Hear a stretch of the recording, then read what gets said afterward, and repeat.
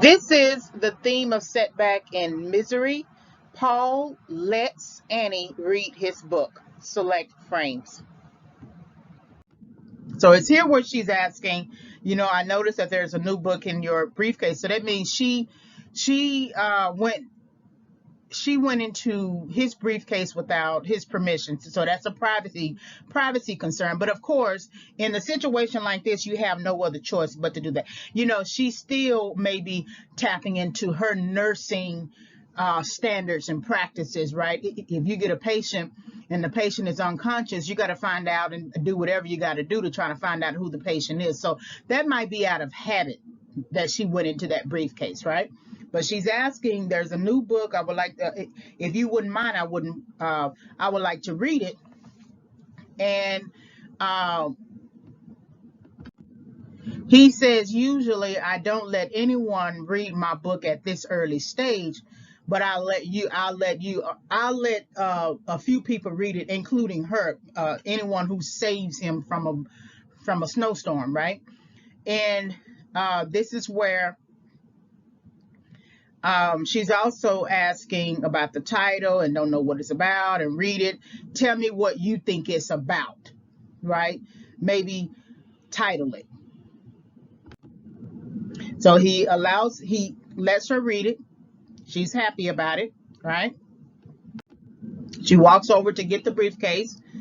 Um, Still very happy about it. And then he feels a little pain, and she said, "I'm so sorry. I get your nodule. I'm so sorry for making you feel oogie inside," or something like that.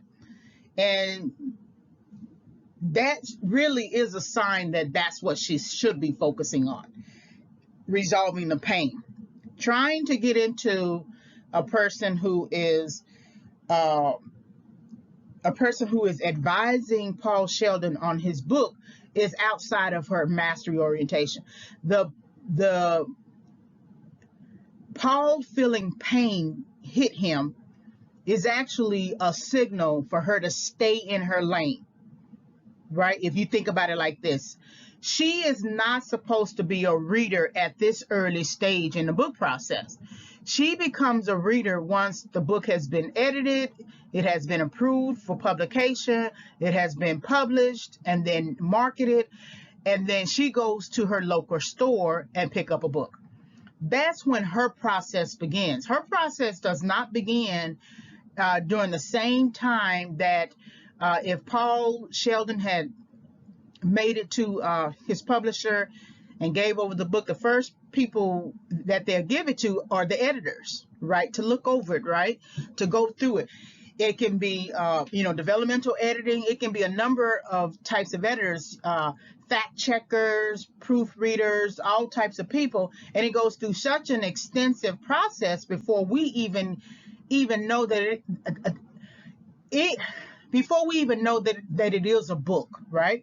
And so when he says, sure, look over it, tell me what you think it's about, he is putting her ahead of the game, putting her ahead of the whole process. She is a reader. That's all she's supposed to be, a reader. She is not a reader with the publishing company. She is a reader as a customer. And so that is his setback too, in a sense that he creates his own setback in trying to make her something that she's not. And that if it wasn't time for her to read the book, I understand that you want to be there and do something for somebody who's helping you.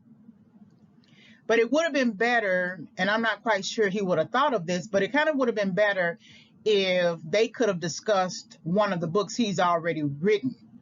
And then that would have engaged him in conversation about something she's already knowledgeable about. She is not knowledgeable about writing.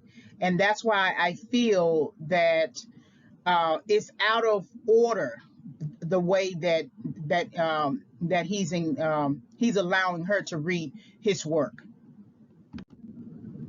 And so she exits, and this is where he's basically telling her, you read it, tell me what you think it's about, right?